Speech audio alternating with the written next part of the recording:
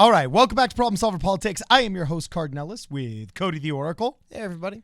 And today we are going to do a little biopsy, an autopsy, if you will, on the Michael Bloomberg campaign with some hilariously candid inside quotes and experiences and anecdotes from people within the campaign. This is pure political comedy gold.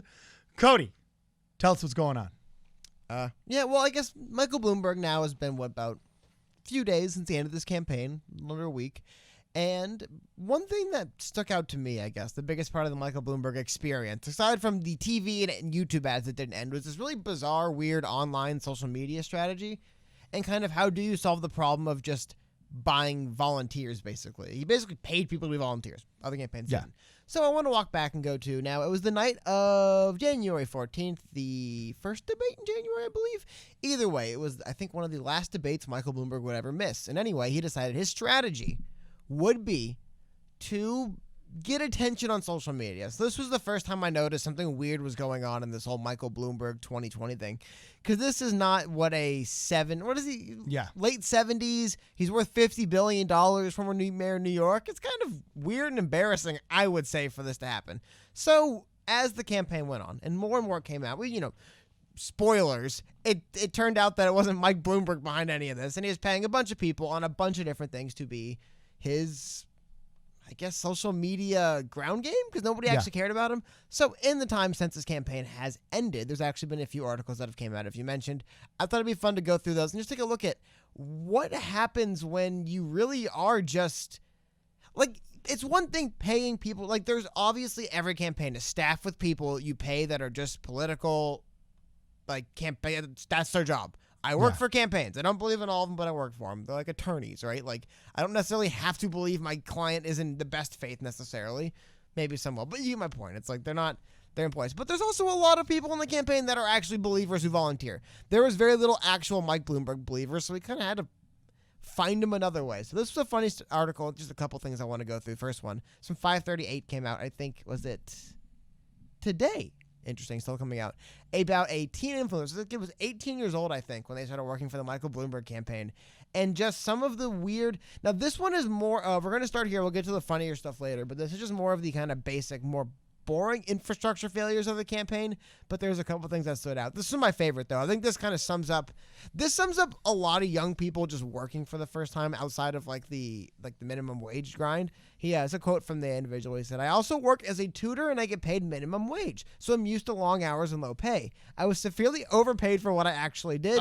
Maybe I just don't understand how adult culture works." And what he was referencing to was the $83 he got a day, basically whether he worked or didn't. He said on average he would work 90 minutes a day, I believe. 10 hours a week is 90 minutes a day, more or less. Dude, that's not bad. For $100? No, it really isn't that bad when you're 18 years old. And working is basically just signing on to these little text apps and texting people over and over again. Well, also can we go over some of these other quotes? Oh, no, yeah, I just want to, okay. In the same article, one that was funny, I think you had pointed out earlier, I want to see if I can get it pulled up, is just at one point they were talking about... I like the one where he says, "I actually did work, but I think I could have honestly done no work and still gotten paid for the campaign. They had no way of tracking, and there was no enforcement system. They said, this is your quota, and we might call you if you don't do your work." First off, if somebody's telling you we might call you if you don't do your work, that is an instant signal that we're overloaded with just trying to get people to do work, that there's no oversight. Well, just how about this? When it comes to whether I'm doing my work or not, words like might and if are weird. Might, if? Yeah. If I got that, it's we might pay you. It's whoa, but we might call you if. Well, also going down, because again, this kid, as he mentioned in that quote, this kid actually... Well, he said, "I never got called, and I certainly didn't meet my quotas." And this was the best part. And then we'll get back to you. But he said he got... a meeting from, he got involved in a Slack chat that was started by the campaign directors. And for those of you that don't know what Slack is, it's a really cool kind of app that helps large creative projects. It's like a Facebook for working people, okay, in which you can really just organize your projects really well. And apparently the directors pleaded with a group of DFOs. What does DFO actually stand for? It means the I don't know, whoever these people were employed. But the reminder was, quote, reminder that we need Probably to be on deputy field officer or something like that. I don't know. Okay, probably. But quote, reminder that we need to be on the phone for at least 1 hour every day to make an impact. We need to make the impact, we need to win Super Tuesday. We are currently averaging 9 minutes a day, which is not enough. Well, okay, yeah. So this kid is getting paid $100 a day, in which the average work output is 9 minutes. He's making minimum wage per minute. Yeah, well, of call time. He, like you said earlier in the article, he mentions he worked roughly 10 hours a week. So, you look at probably 90 minutes a day, more or less. But this is what I thought was funny and interesting, because you have somebody, 18 years old, I believe he said, young kid. I think he was playing with his friends outside when he found out about it. They mentioned in it. So it's what a young, idealistic. By the way, all those people out here clowning on like the Zoomers, and like I guess he wouldn't even be a millennial anymore. I'm going to tell you what's people who weren't quite as interested in experiencing what it'd be like the political campaign. This was an article that came out in the National, I believe, or the Nation, whatever. It's just the N-word. No, I can't read it. That being said, it's called "This Was a Grift." Bloomberg staffer explained the campaign status. Some of the stuff in here, I always feel like I'm always of two minds when it comes to Mike Bloomberg and his campaign. Okay. On one end, I am so glad it was a $500 million embarrassment because, dude, no one liked him as far as a national presidential candidate. Yeah. And he was so rich and no one really could tell him not to. The campaign was weak, so he bankrolled in the campaign and got embarrassed. Good, that's what he deserves, right? Now it's sad, though, that it happened. Now, on the other hand, I'm like, he's had a lot of success. He's worth $75 billion, or not $60 billion, whatever it is. I have to admit, reading some of this stuff, I feel a little bad. As much as I don't like Michael Bloomberg, I think he got exactly what he deserved. Just, if you're going to spend this much money, man, just pay better people. Pay better people at the top or something, because this is what I thought. Now, this is part of the reason why I don't feel too bad. This is a quote from a former field organizer. It said, "Ever since the first debate, all of us faced a ton of hostility when knocking on doors and could hardly get any volunteers. I once had a woman chase me back to my car demanding that I say you can't buy the presidency." That's why I don't feel bad for Michael Bloomberg for this happening, because good. If people just want to say, hey, you're literally selling your soul to work for this man because he doesn't care about anything, good on you. But this is where it gets really, really funny. So I guess, like I said, funny is the wrong word. It gets just sad to me.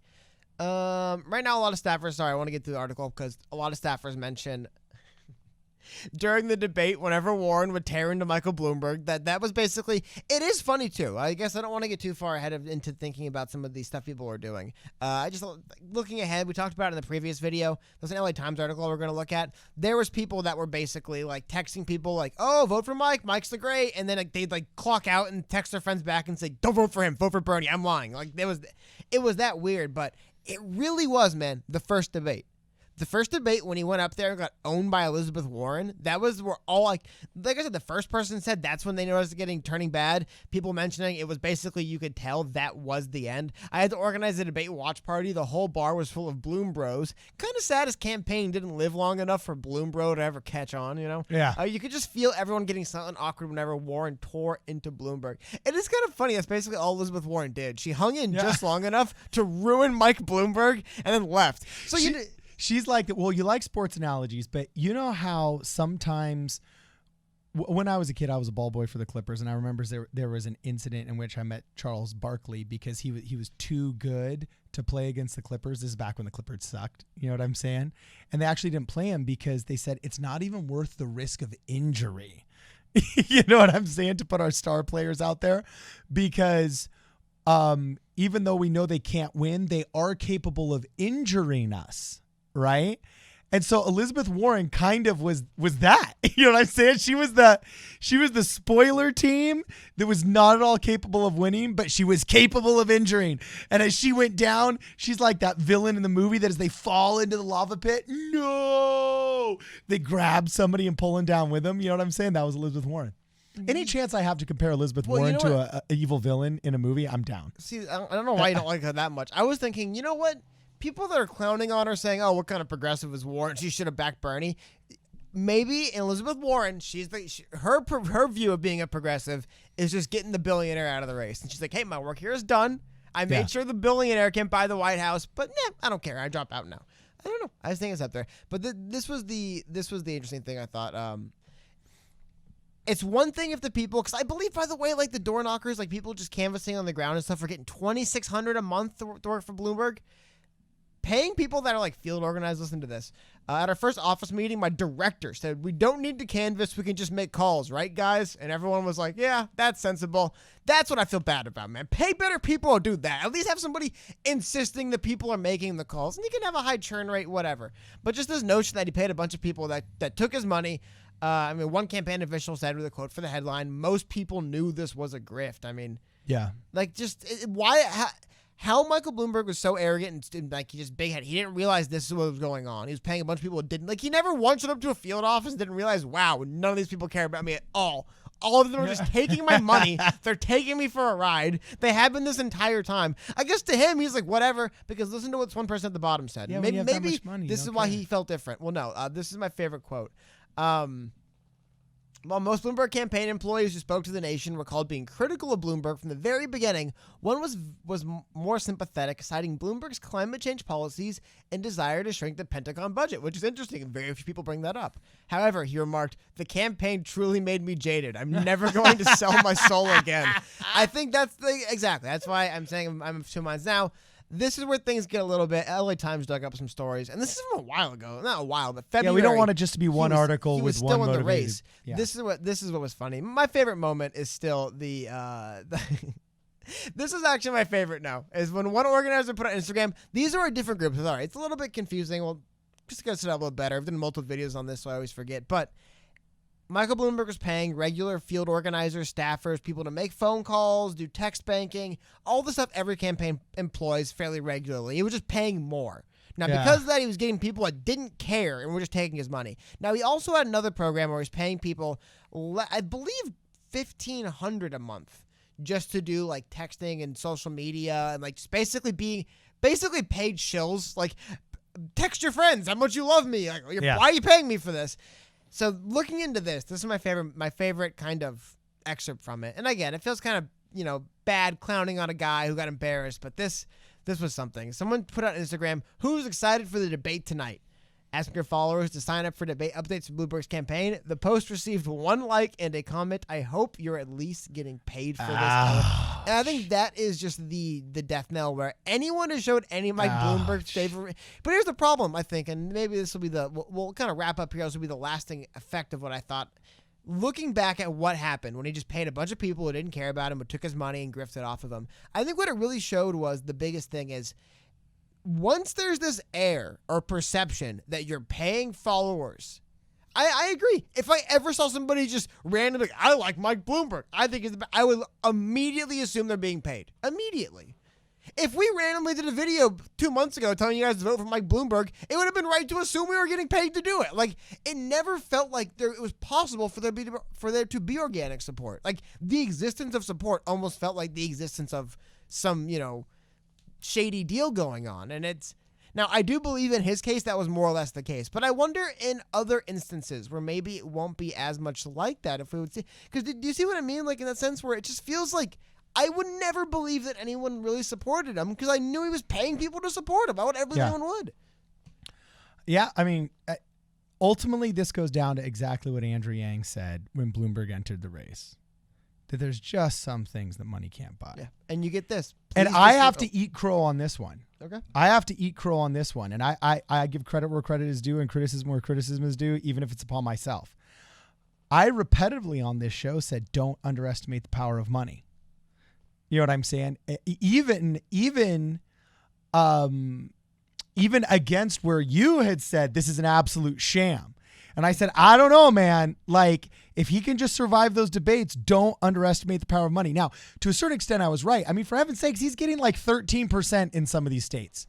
I mean, he was clowning on. If it wasn't a $500,000 all-in play, people would say, you know what? You mean a $500 million all-in play? Yeah, sorry. If it was not a $500 million all-in play, I think the narrative would have been, all things considered, not so bad. But the last thing I want to say So yeah, I mean, I'm just saying, I got to eat crow. Yeah, but 1 second. One last quote. Because this was what I think it was. And get to your point, is where this is what you get when this is what money buys you. Please disregard, vote Bernie or Warren, is what one of the supporters followed up his paid shill text. But what I'm saying is, like you said, what does money buy you? It'll buy you the paid shill text. It'll just also buy you the please disregard, vote Bernie or Warren as well. It'll buy you both. Yeah. So, I thought he would get farther. Now, he did get far. people can't say it was a waste because holy smoke, he was getting like a quarter of the popular vote in some of these places and exit polls. And did you see his speech when he dropped out? Yeah.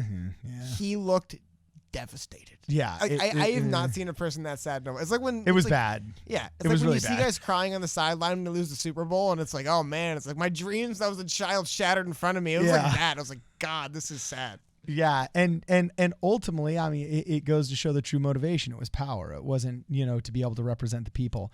And that's probably why it failed, because instinctually, we still are those instinctive animals. We're only so many years removed from our purer, not Neanderthal, but our purer, like hunter-gatherer selves, when our teeth actually mattered and our spines actually served us. You know what I'm saying? We still have those killer instincts that can sense that kind of weakness. So anyway, I do have to eat crow a little bit though, because I thought the almighty dollar was even more powerful than it proved to end up being. So I'm actually relieved that I was wrong though. You know what I'm saying? Well, I'm relieved that American elections truly cannot be bought. They can be influenced, fine. We can all deal with influence, but they can't plain old be purchased. This is an American success story. Well, hold on. I think you have to define bought. You could buy the candidate, you just can't buy the candidacy. Does that make sense? Yeah. You can't make yourself the candidate and buy your way in, but you could pick a person and buy their way in. And I think it's just funny to see that. But no, also to your point, it looked like it wasn't.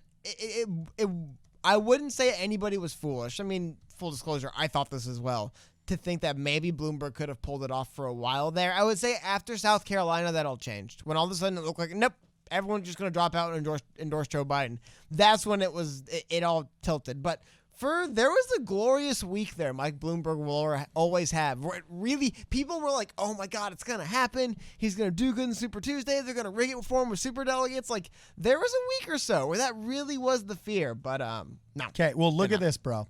Instead, everyone took his money and pretended they cared about him. That's what happened. Okay, so I just want to show you. I sent you a link in Discord. As we were talking, you just really made me think of something.